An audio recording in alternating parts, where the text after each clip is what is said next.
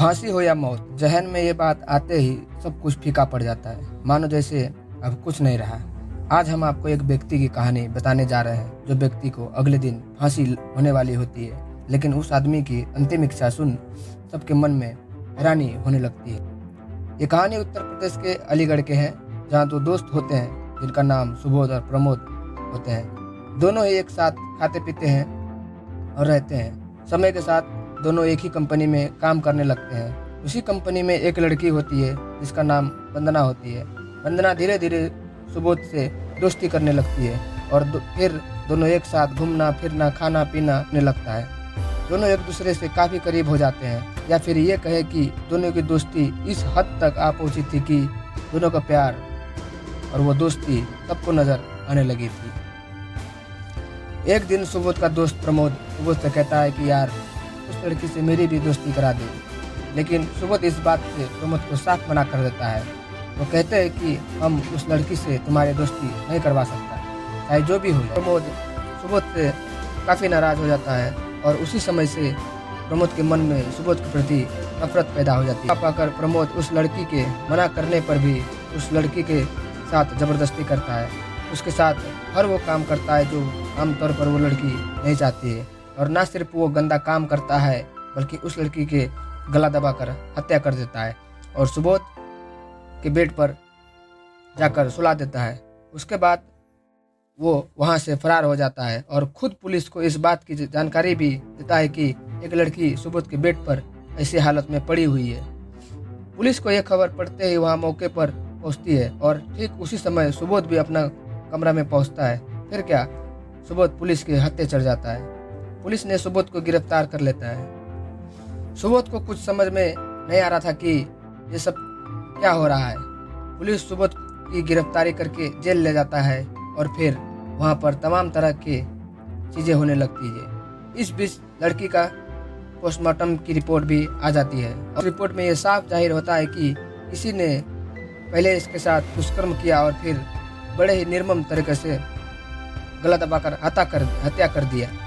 इस सनसनी रिपोर्ट को सुनकर सभी देशवासियों को लगता है कि बहुत बुरा हुआ और जगह जगह कैंडल मार्च निकालकर ये कहते हैं कि जल्द से जल्द इसे फांसी दी जाए। ये सब सुनकर जज साहब भी उसे फांसी की सज़ा सुना देता है और फिर से एक बार बेगुनाह को मौत की ओर धकेला जाता है। 2 दिन बाद सुबोध को फांसी होने वाला होता है। जेलर साहब सुबोध के पास पहुंचकर कहता है कि सुबोध, परसों तुम्हारी फांसी होने वाली है। कानून के मुताबिक तुम्हारी अंतिम इच्छा क्या है ये पूछने आया हूँ, तो बताओ तुम्हारी अंतिम इच्छा क्या है। इस पर सुबोध कुछ देर चुप रहता है और फिर बोलता है कि साहब, मैं चाहता हूँ कि मैं मेरी अंतिम रात अपनी पत्नी के साथ बिताऊँ। इतना सुनते ही वो जेलर साहब आश्चर्य में पड़ जाता है कि ये कैदी जो 2 दिन बाद जिसे फांसी होगी और कहीं ना कहीं वो इस दुनिया को अलविदा कह देगा, उसे पत्नी के साथ रात बितानी है। लेकिन अंतिम इच्छा तो अंतिम इच्छा है, वो तो पूरी करनी ही पड़ेगी। तो एक सोचते हुए जेलर साहब तैयार हो जाते हैं और उसकी पत्नी को वो खबर भेज देता है कि तुम्हारा पति चाहता है कि तुम उसके साथ एक रात बिताओ। उसकी पत्नी भी सोचता है कि चलो, आखिर वो मेरा पति है, चाहे वो दोस्त हो या निर्दोष। ये सोचकर पत्नी भी हाँ भर देती है और उससे मिलने जेल चला जाता है। इधर उसके आने से पहले ही जेलर साहब सारी व्यवस्था करके रखता है। उसको जनरल वार्ड से जेल के अंदर ही एक रूम में शिफ्ट किया जाता है। रूम में शिफ्ट करने से पहले उस रूम में एक वॉइस रिकॉर्डर लगाया जाता है, ताकि उन दोनों के बीच क्या चीज़ें चल रही है इसकी जानकारी जेलर को मिलती रहे।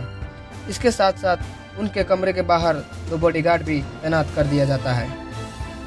पत्नी जैसे ही पति के पास जाती है तो वो रोना प्रारंभ कर देती है। पत्नी के आंख भरा हुआ देख पति भी अपने आप को रोक नहीं पाता है और वो भी रोने लगता है। दोनों आपस में काफ़ी देर तक रोता है। फिर कुछ देर बाद पत्नी पति से पूछता है कि आखिर तुमने ऐसा क्यों किया सुबोध? आखिर हमारे प्यार में क्या कमी रह गई थी जो तुमने ये काम किया, और ये दुष्कर्म भी और किया भी तो तुमने उसे मार क्यों दिया?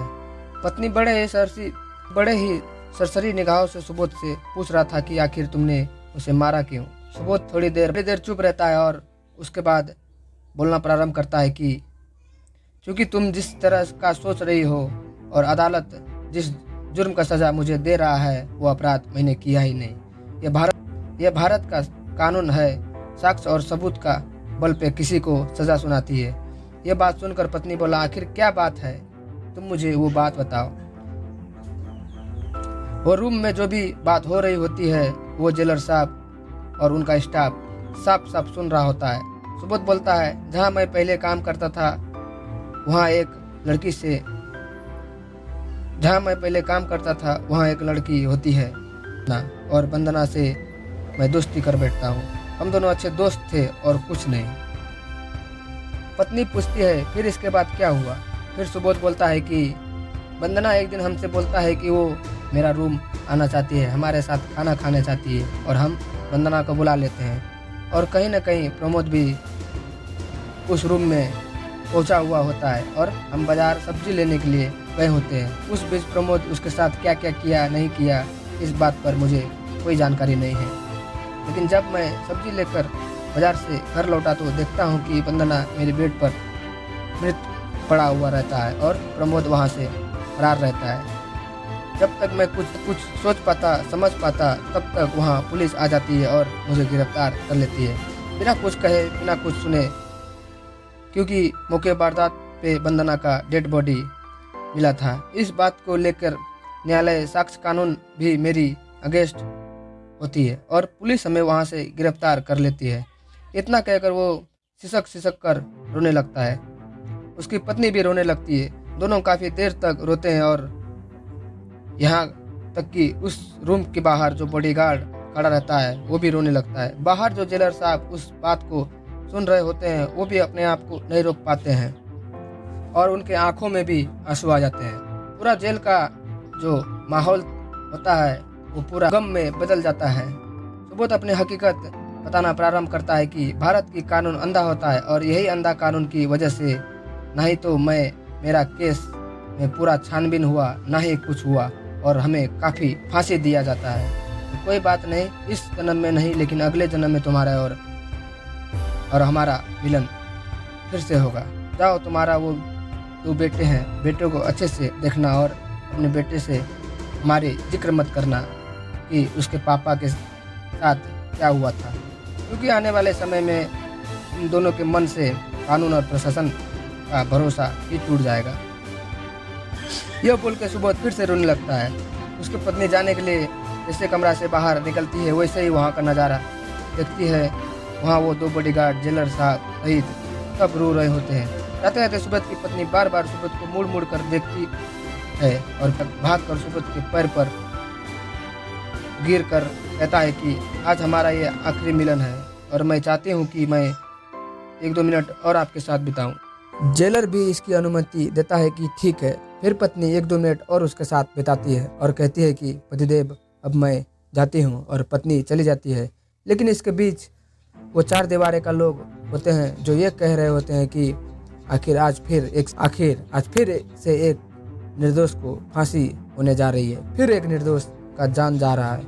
ये खबर पूरी जेल में फैल जाता है। इस बीच जेलर उस वॉइस रिकॉर्डिंग को फिर से दोबारा सुनता है तो उसके मन में अचानक ये ख्याल आता है कि फिर एक निर्दोष को फंसाया जा रहा है। कहीं ना कहीं कानून और संविधान फिर एक निर्दोष को फंसा देगी।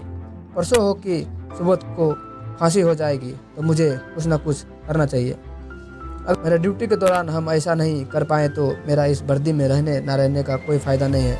मेरे आँख के सामने एक निर्दोष को फांसी के फंदे पे पहुंचाया जाएगा। अचानक से पूरे महकामे में इस बात की चर्चा हो जाती है। अपने आला अधिकारी को इस बात की सूचना देते हैं और एक हाई लेवल का मीटिंग बुलाते हैं। उस मीटिंग में कई सारे सामाजिक दल, राजनीतिक दल, इसके साथ साथ कई सारे भूतपूर्व जज भी शामिल होते हैं। इस बात का चर्चा वहां से शुरू हो जाती है और जेलर साहब उस वॉइस रिकॉर्डिंग को वहां चलाते हैं। उस रिकॉर्डिंग को सुनने के बाद लोग आश्चर्य में पड़ जाता है कि आखिर भारत की कानून ये क्या करने जा रही थी, और इस बात का निर्णय होता है कि आखिर इस बात का दोषी तो उसका दोस्त प्रमोद है, तो सुबोध को फांसी क्यों। इस बात का बहस होने लगती है और सब लोग इस बात का डिसाइड करता है कि दोषी तो प्रमोद है, तो सबूत को रोका जाएगा और प्रमोद को फांसी के फंदे पर पहुंचाया जाएगा।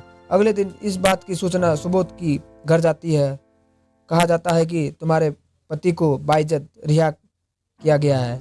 इस बात को सुनकर पत्नी बहुत ज़्यादा खुश हो जाती है और भारत की उस कानून पर फिर से भरोसा कर बैठती है। इधर कानून पुलिस को प्रमोद के गिरफ्तारी का हुक्म देती है और पुलिस प्रमोद को पकड़ लेती है। प्रमोद को न्यायालय में पेश किया जाता है और न्यायालय प्रमोद को फांसी की सज़ा सुना देती है और प्रमोद को फांसी हो जाती है। तो यही थी एक कहानी जो एक निर्दोष व्यक्ति जिसका नाम सुबोध होता है वो फांसी के फंदे से बचते बचते वापस आ गया, सिर्फ उस एक रात बिताई हुई पत्नी के साथ। तो ये वीडियो थोड़ी सी भी अच्छी लगी तो चैनल को सब्सक्राइब जरूर कीजिएगा।